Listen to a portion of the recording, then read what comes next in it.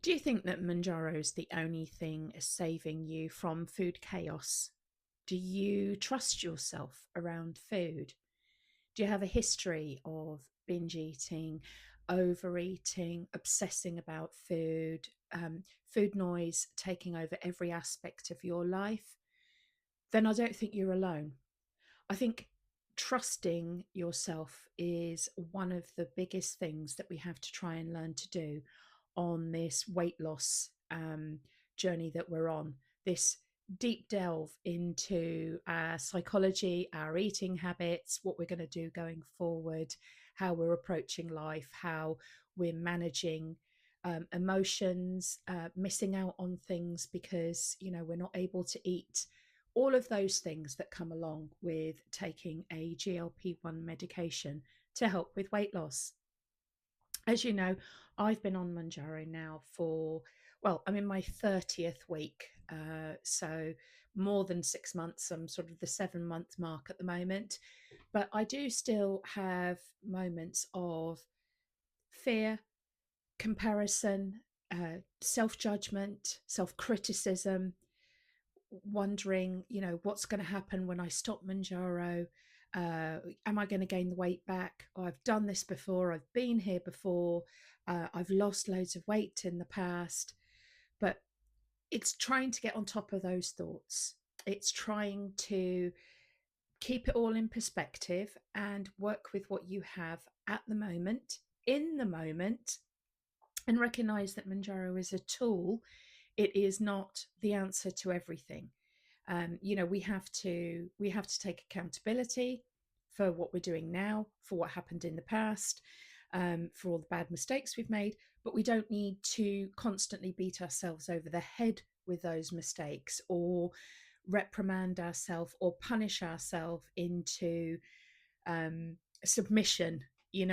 We have to recognize what's happening in the moment, take corrective measures if we so choose, um, and decide what we're going to do next. So one overeating, or one, not even a binge, but an unplanned eating event, shall we call it, doesn't have to be the ruination of your week, or the gain of 10 pounds, or the spiral down into what you used to be, or how you've behaved in the past. Like I said, Monjaro is a really powerful tool. And I know that I have those moments of thinking, is it the only thing saving me from eating? Or is it something that I've been using now for 30 weeks that is allowing me to gain more control over my choices? And I think it's both of those things. So it is a very powerful tool. But if we're ignoring it, or not taking advantage of it, or still eating, the way that we used to, or all of the old foods that we used to, then it's not going to be as effective as if we are changing our diet with thinking about what we're eating, when we're eating, how we're eating. So it is a multi-layered approach to sort of losing weight and going forward. Now, I know that some people are tapering down, some people are in maintenance. I'm not there yet. So to me, it's not a big worry, because I can cross that bridge when I come to it. And I don't know where I'm going to land between week 30 and when I get to, or close to, my goal weight. Again, I'm keeping that goal weight quite fluid, because I don't know what it's going to look like when I get there. I might go further. I might stop before I get there. I might adjust my goal. And I think what I've learnt in the last 30 weeks, more than anything on Manjaro, is I've learnt to trust myself a little bit more. I've learnt to recognize that I do have some control over my life. I do have some control over what I'm putting in my mouth. I do have control about what I tell people. All of these things are strengthening the muscle that I'm going to need when it comes to the time when potentially I stop Manjaro or I reduce it. And you can too, but you've got to learn to develop that trust with yourself. And, trust, there's 100% trust, isn't there? There's the absolute faith and trust in something. And then there's trust, but with a little bit of doubt behind it. And I think when we have that little bit of doubt behind it, that's our self imposed doubt, because we're comparing who we want to be in the future with who we were in the past. And I know that by doing this, this whole weight loss sort of regimen and way of dealing with things and eating, I'm trying to shed that old part of me that made those bad choices.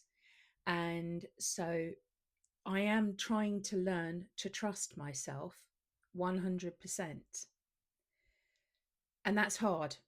I'm not going to lie. That is hard because I've spent so many years not trusting myself, so many years um, almost allowing the negative part of me, the part of me that is in control of the food and the eating and the binging and the giving in, giving up, throwing the towel in. I've trusted that part of me more because believe me, that has been the most reliable and trustworthy part of me. I could always trust that part of me to overeat. I could always trust that part of me to make the wrong decisions. I could always trust that if times got hard and things got rough, that part of me would show up. And now I'm trying to foster a new part of me that I trust, that will show up and say, it doesn't have to be like this. I don't have to overeat. I don't have to binge. There are better choices. There are better ways of managing my mood than this. There are alternatives. Like if I'm having a really tough, sad day or things are going wrong, I can go to bed early with a book. I can watch Netflix. I can go and have a jolly good cry. I can do something else. I can reach out to a friend. Really good tip. I can journal how I'm feeling. And if you can get into journaling, that can really help. And when I say journaling, I mean start writing stuff down, allow all of the emotions to come up, and then let yourself go into a bit of a flow state, because things come out of you and you write things down and you read them back later and you're like, cracky, I didn't even know I thought that. And some of these things are buried deep in us. So when I say journaling, I mean like go deep with the journaling. And so there are those other alternatives. It isn't just turn to food, turn to like sugary drinks or even alcohol or whatever. Some people smoke weed. There's different ways that we try and soothe ourselves. A lot of us do it with food here, obviously, because that's why we're here. But some of us have we're multi-layered. We've done food, or we've done alcohol, or we've done cigarettes, or cannabis, or different things, sex, gambling. I'm trying to think of all the other addictions, but you know, if you've got one addiction, the chances are you might have a second one as well. And but there are other alternatives, and that's what we're trying to do on this sort of way of dealing with our weight. This is why it's different this time. We've got a little bit of a backup that is giving us pause, that is giving us moments to be able to step back and not automatically reach for the chips, the cookies, the candy bars, the bars of chocolates, sugary drinks. We've got that sort of backup that can slow us down by quieting the food noise, or we're not hungry, um, just to give us a moment. And we've got to take those moments and lean into them, so to speak, rather than just sort of acknowledge it and then let it pass. You don't have to do it every time. You don't have to do, I'm not asking you to like psychologically analyze every single bite of food that you're putting in your mouth, or if you fancy a cookie. I'm not saying sit down and write for 3 hours about how you want that cookie. I'm not saying that. I'm saying that sometimes if you catch yourself in the moment and you recognize there's something bigger going on here, there's something more than me just fancying a cookie or some chips or whatever it is that is your food of fancy, that you lean into that moment. And it might be once a week, it might be once a month, it might happen to you every 3 months if you've been doing a GLP-1 for a period of time. But sometimes it is worth, like I said, just leaning in and seeing, is there something deeper here? Now, this is my opinion. And if you don't hold it, and if you don't believe it, or you think it's just a load of old flannel, then obviously ignore it. But I truly believe that if you get past a certain percentage or weight, so like if you're 10 or 20 pounds overweight, or maybe 30 pounds overweight, and it could still apply if you are 30 pounds overweight, if you're sort of in that category, you could just have gotten weight because things are comfortable, life's good, you know, you're happy, you're content, you just overindulge, you've let it go a little bit, or whatever. But for me, I believe, and like I said, you don't have to hold this, that if you're significantly overweight, like I was, you know, up to maybe 120, 130 pounds overweight, I believe there's like a psychological aspect to that. There is more than just, you know, you've eaten one too many cookies of an evening while you're watching TV. There is a confidence, a self esteem. There is potentially, again, not applicable to everybody, trauma in your childhood or trauma in your past. So that's my belief, and that's why I believe in journaling and sort of looking at things psychologically, you know, especially if you've tried all of the diets over the years and you've, you know, fallen back into your old patterns and things like that. I believe that there's some unaddressed issue there that we haven't fully explored.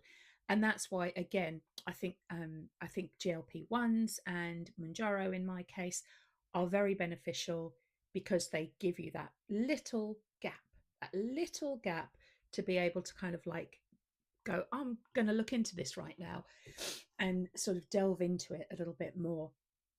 Like I said, some people will think that's a load of old flannel and not for them, and you know, oh, that's not what I believe, and that's fine. That's fine. But if that does resonate with you slightly, and you can recognize elements of that in yourself, then take this opportunity while you are working through all your other things, like you know, your food addictions and habitual eating, reaching for things when you're not hungry, just because you're bored or you've had a stressful conversation with somebody, or an argument with your kids, or whatever. Just take that little moment and go, I'm going to look into this and see where it goes, see where it takes you. Sorry, as you can tell, I'm very burpy and hiccupy today, and that's because of I took my shot yesterday, so I'm a little bit overwhelmed with the sulfur burps today. So yeah, too much information, but I thought I'd share why I keep like jolting and swallowing. Anyway, um, yeah, Monjaro is for me proving to be the sort of the lever, the tool, the hammer, whatever it is, that's just giving me that little bit of a deeper lean into it. And I am very much, you know, anything that goes wrong, like if I end up shouting at somebody in traffic, which I have been known to do, like really going for it, you know, I've lost control of myself in that moment, I'll still, like, it's not food related, but I'll still go, what caused me to react like that? Was that necessary? And if it's close enough to the moment, I'm like, yeah, it was absolutely necessary. um you know, but with a little bit of time I can kind of go, yeah, that was a real overreaction. I don't know why I did that. That was out of balance, that wasn't proportionate to what was necessary. So I will take those moments in many situations. If you saw my last one of my last videos on my weigh-ins, I think it was week 28. I was saying how I had a moment at work where I stood up to some very senior execs. And after that, because it was done in a very calm and a balanced and a moderated and proportionate response, even looking back on it, I'm like, yeah, that was the correct thing to do in the moment. However, if I'd have like thrown my hands up and gone, "You're all idiots! I can't believe this! Is just so stupid," that's a reaction. That's the sort of childlike reaction of it. That comes from emotion. That comes from being out of control in the moment. And a lot of times when we're using food, as we have in the past, that's a reaction. That's an out of control.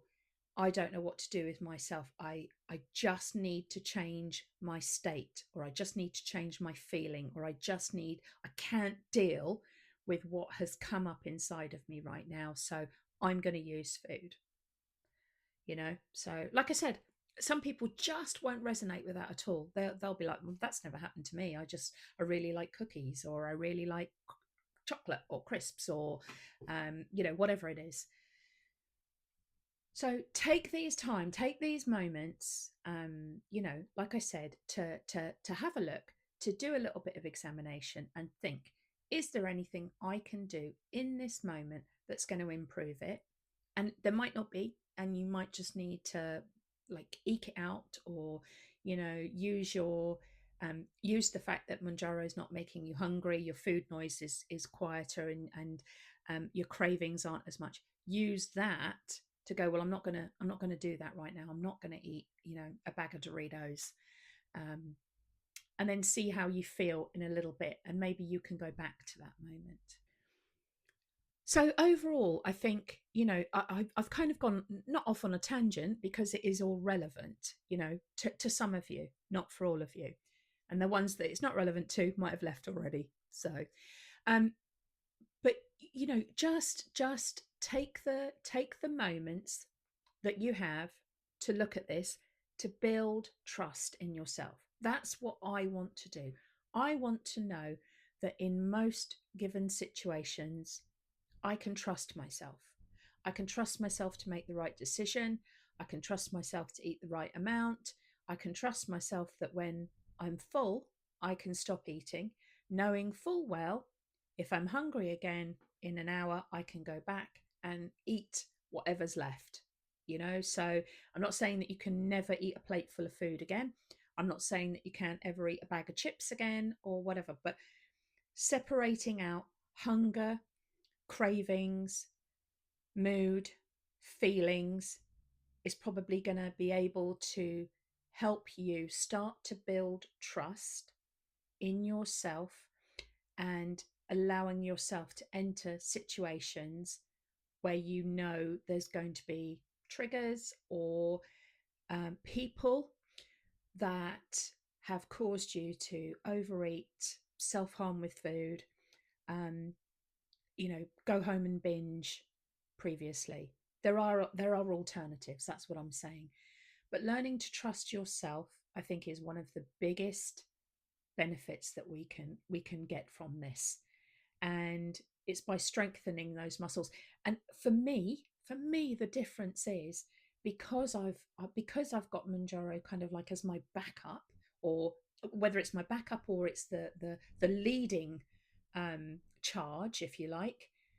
I know that I've got that extra support. I've got that friend, if you like, that's got their arm around me, that's like, you can do this, so that then I can deal with the other stuff. So that's where I must say, sorry, that's what I want to say. Not articulating very well today. um, but yeah, do you trust yourself? Are you learning to trust yourself? Or do you still have no trust in yourself, and you believe that the only thing saving you from overeating, binging, going back to your old ways is Mounjaro? I'd like everyone to come somewhat towards the middle, so that they have some trust in themselves and some trust that Mounjaro is helping them do the heavy lifting.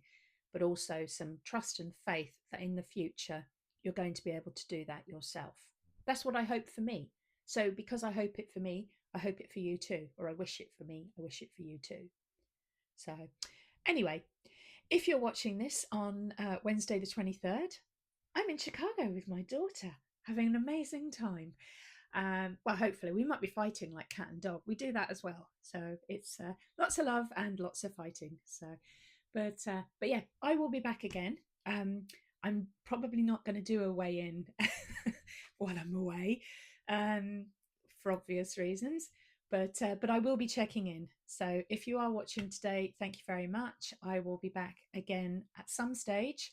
And potentially you're enjoying some vlogs of Chicago and how I'm getting on while I'm there. So I hope your journey is going well. As always, if you do like this video, please do like and subscribe. Leave me a comment below.